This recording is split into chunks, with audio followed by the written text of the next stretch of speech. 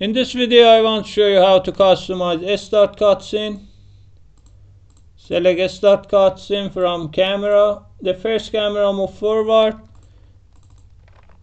You can select it and here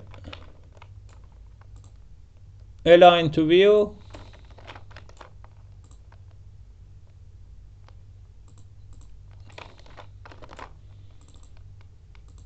Now you can see this align it to view. Nice. The next one is move up. We want to move up here, for example. Align to view. Move side.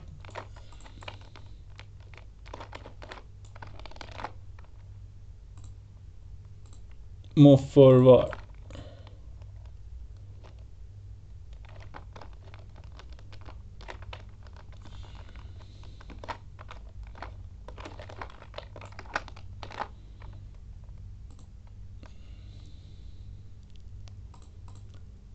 As you can see, Cutscene Manager works well. You can customize the speed, field of view and duration for every camera. I hope this video is useful to you.